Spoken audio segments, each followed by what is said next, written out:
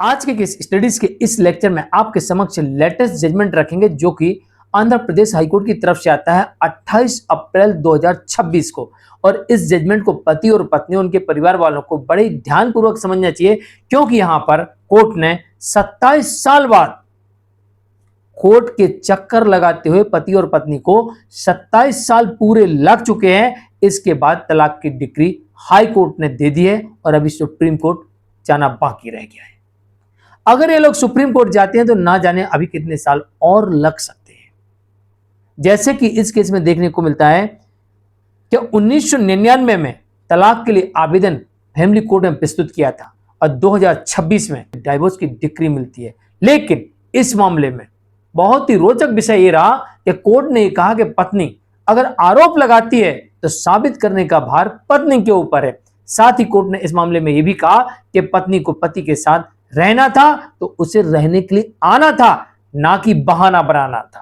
तो चलिए आज के केस स्टडीज के इस लेक्चर में आपके समक्ष आंध्र प्रदेश हाईकोर्ट का लेटेस्ट जजमेंट रखते हो। जजमेंट में बहुत कुछ सिखाता है। अगर हमें अपनी जवानी बर्बाद करना है तो लड़िए, झगड़िए, कोर्ट जाइए, बुढ़ापे में निर्णय यही आएगा कि आपका डिवोर्स की डिक्री आपके हाथ में आ जाएगी। जैसे कि इस मामले में देखने को मिलता है कि दंपत्ति के मध्य विवाह होता है 5 फरवरी 1992 को और 1999 में डिवोर्स के लिए आवेदन प्रस्तुत किया जाता है और 2026 में इस मामले में डिवोर्स हाई कोर्ट से मिलता है। सोचिए जरा, विचार करिए। जय जिनेंद्र केस जैन। वीडियो को लाइक और शेयर कर दिए और इस तरह के जजमेंट्स का पैकेज पाने के लिए जिसमें लगभग आपको 200 जजमेंट्स मिलते हैं किसी जानकारी के लिए दिए गए नंबर पर आप हमें संपर्क कर सकते हैं। चलिए शुरुआत करते हैं। जजमेंट काफी बड़ा है, छोटा वीडियो बनाएंगे इसलिए मैं आपको शॉर्ट में मुख्य बातें इस जजमेंट की आपको बता देता हूं। दंपत्ति के मध्य विवाह होता है 1992 5 फरवरी 1992 को। इनका एक बच्चा भी है। इनके बीच में विवाद उत्पन्न हो जाता है और विवाद इतना बढ़ जाता है कि 1999 में पति डिवोर्स की केस फाइल कर देता है और पत्नी अपनी तरफ से दाम्पत्य स्थापन का केस फाइल कर देती है। पत्नी कहती है मुझे रहना है और पति कहता है मुझे आपके साथ नहीं रहना है। एक दूसरे के ऊपर तमाम आरोप लगाए जाते हैं। लेकिन 12 जुलाई 2001 को पारिवारिक न्यायालय ने तलाक की याचिका खारिज कर दी और पत्नी को दाम्पत्य स्थापन की डिक्री दे दी। देखिए यहां पर बहुत जल्दी निर्णय हो गया, बहुत जल्दी हो गया। 1999 में डिवोर्स के लिए आवेदन प्रस्तुत किया फैमिली कोर्ट में और 2001 में फैमिली कोर्ट ने पति की डाइवोर्स के आवेदन को कैंसिल कर दिया, खारिज कर दिया और पत्नी के दाम्पत्य स्थापन की डिक्री पत्नी को प्रदान कर दी।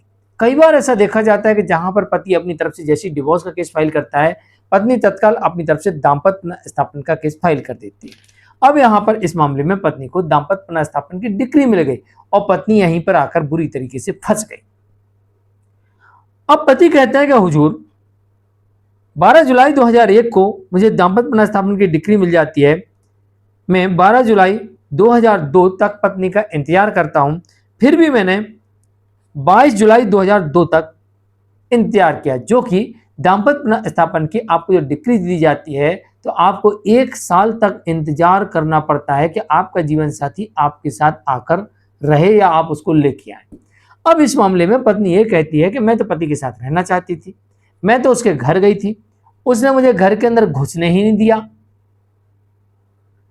लेकिन पत्नी ऐसा साबित करने में गवाहों के साथ जो गवाही दी थी, लेकिन वैसे साबित नहीं कर पाई कि वास्तविकता में वो गई थी। तो कोर्ट ने इस मामले में यह माना कि अगर आपको जाना था, दाम्पत्य स्थापन की डिक्री आपके फेवर में थी, पति इसका पालन नहीं कर रहा था, तो आपको इस मामले में निष्पादन फाइल करना था, यानी एक्सक्लूजन फाइल करना था। जो मैं अक्सर बात करता हूं कि जब भी आपके केस में दाम्पत्य स्थापन के मामले में सेक्शन 9 के मामले में दाम्पत्य स्थापन सेक्शन 9 के मामले में एक्स पार्टी आदेश हो जाता है या आपका जीवन साथी उस डिक्री का पालन नहीं करता है तो आप एक्सक्लूजन फाइल कर सकते हैं। और यहां पर यही कहा कोर्ट ने कि जब आपको रहना था तो आपको एक्सक्लूजन फाइल करना था, जो कि सीपीसी की धारा ऑर्डर 21 और रूल्स 32 के अंतर्गत फाइल किया जाता है। ये बात भी कोर्ट ने यहां पर कही। साथ में कोर्ट ने इस मामले में यह भी कहा कि पत्नी कह रही कि पति नहीं घुसने नहीं दिया और मुझे कह रहा कि वो साथ नहीं रह रही, तो पति अनावश्यक रूप से लाभ उठा रहा है। तो कोर्ट ये भी कह रही इस मामले में कि विचार न्यायालय को यहाँ पर हिंदू मैरिज एक्ट के सेक्शन 23 का क्लॉज 1 को भी ध्यान में रखकर आदेश करना चाहिए था।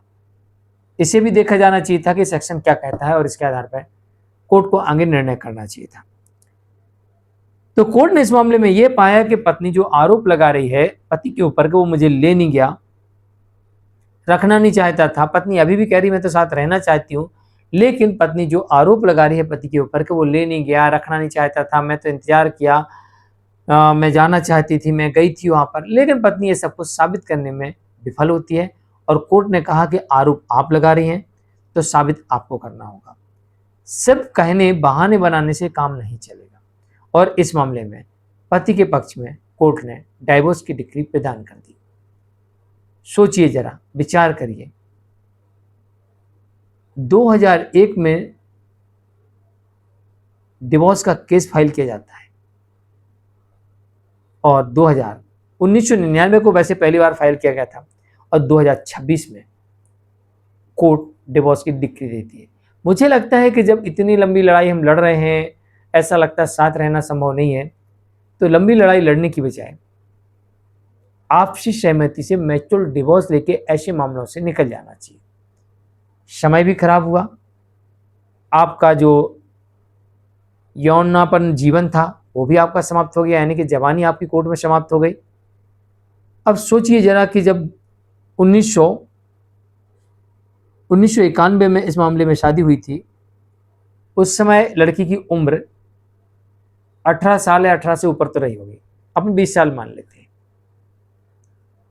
आज तब से लेके अब जोड़ लीजिएगा आप उंगलियों पर, तो 1992 में शादी हुई थी, तो 1992 से लेके कितने साल हो जाते हैं? लगभग 35-36 साल हो जाते हैं। तो 35 साल ये मान लीजिए, 20 साल वो मान लीजिए, 55 साल की उम्र हो गई अब लड़की की। लड़के की भी लगभग 55, 56, 57, 58 हो गई होगी।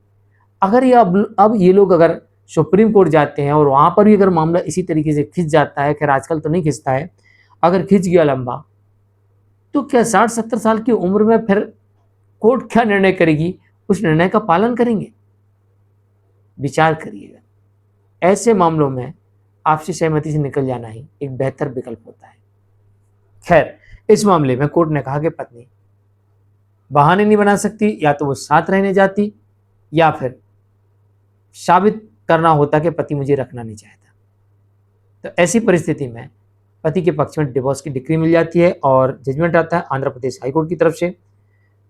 सिविल मिसलेनियस से अपील नंबर है इसका 4279, 2004 की अपील है, 2026 में निर्णय आता है पूरे 22 साल बाद। आज के लिए इतना ही, नमस्कार।